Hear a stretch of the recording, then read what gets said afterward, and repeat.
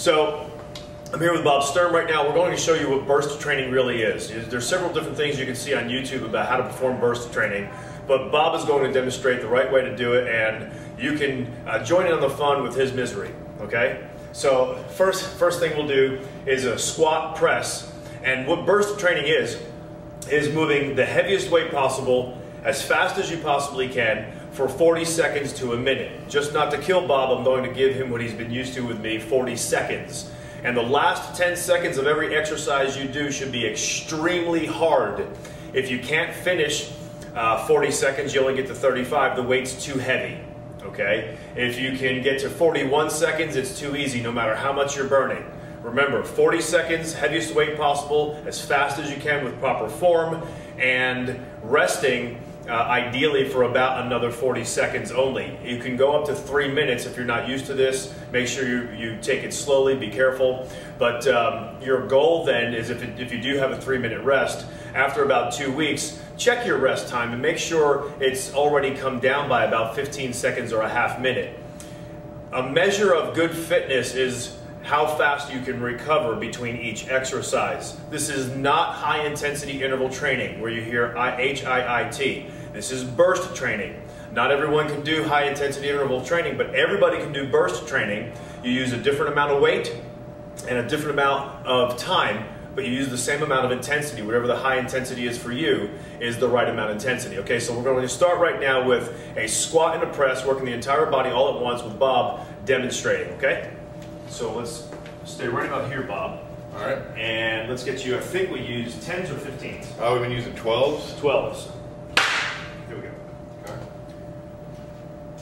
So I got you on time. Good.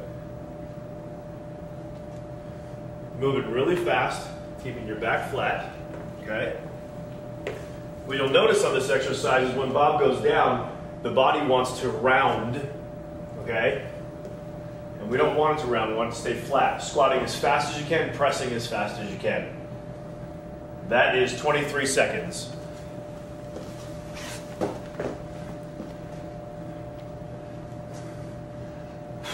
There's your 30-second mark.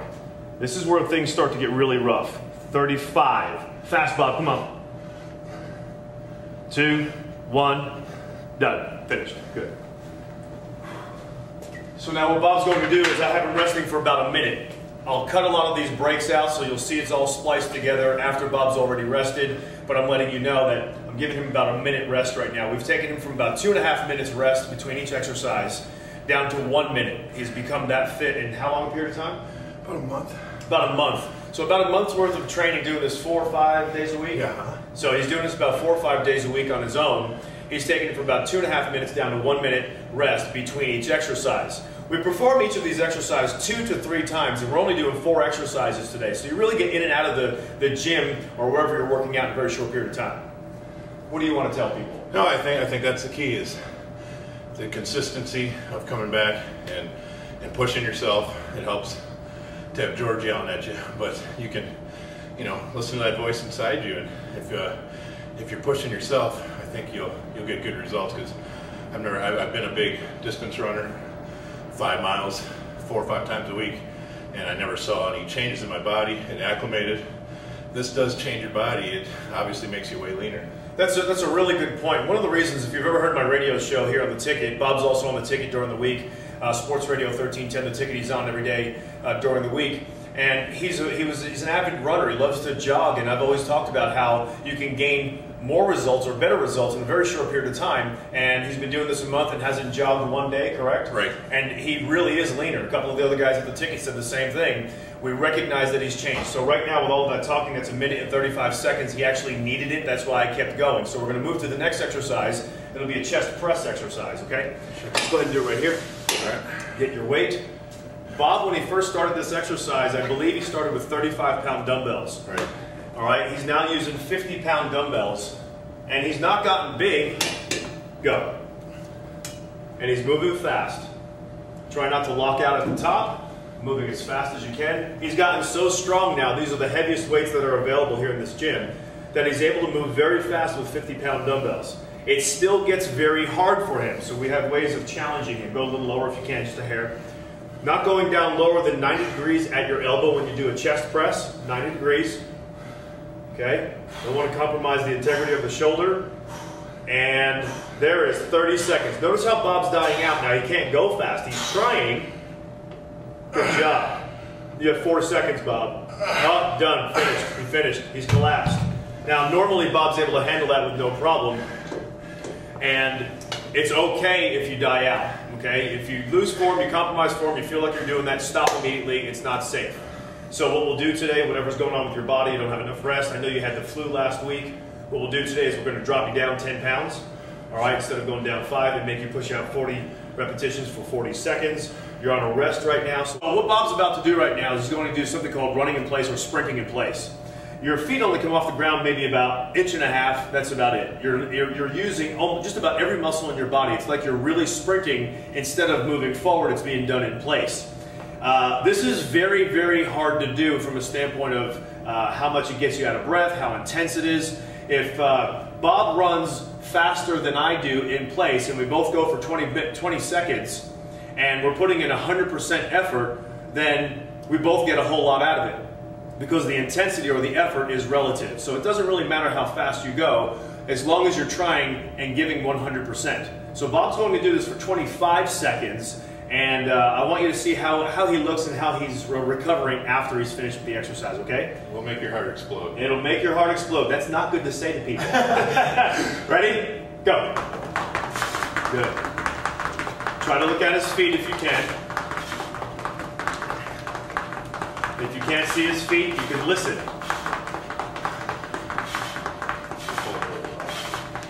Keep going. Good job. 7 seconds left. Come on, move them arms, pal. 3. Finish. Whew. That will kick your butt. Okay? Running in place will kick your butt. Now, think about sprinting for 20 seconds. He kicked in his stress, his fight or flight response for a very short period of time. He's recovering now. Unlike when he does his jogging, he likes to jog for 5 miles, and some of the people like to jog for even longer. You're keeping your body under a stress period of time for a very long period of time. It doesn't like that. Remember, the body was designed to walk for long distances to try to find food. It was designed to sprint from becoming someone's food, like the saber-toothed tiger, or after food. It was never meant to jog long distances, so it doesn't like being in a stressed state for a long period of time. Bob just recovered right now, okay? It took him that long to recover, and that was about 1 minute and 5 seconds. Go.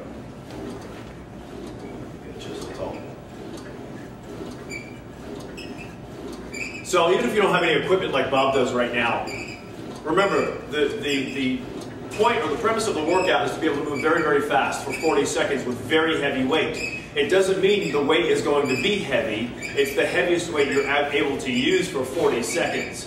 Okay, so I don't want women to be afraid of this. This is not just for men. You'll become very fit, very fast in a very short period of time by doing burst training. So, I've always mentioned to Bob, you don't want to collapse your chest on an exercise like this. Shorten the range of motion. Don't come all the way down. You have 3 seconds now. As long as you keep your form. And done. Good. Okay. So, that's what burst training does for you. That's 4 exercises. Okay? And it's done in a very short period of time. We've done this in about 17 minutes. Okay? With rests involved. And I encourage you to try it, because all you have to do is give your best. No matter what the exercise is, give your best.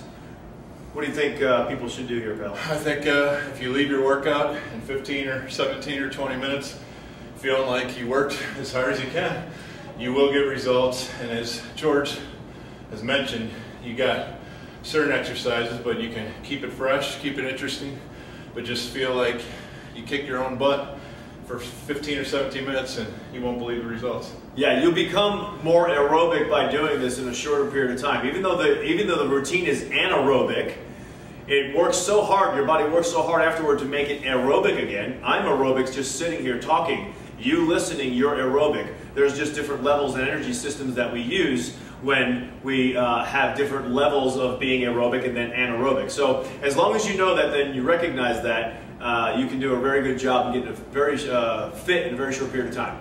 So that's burst training right here today.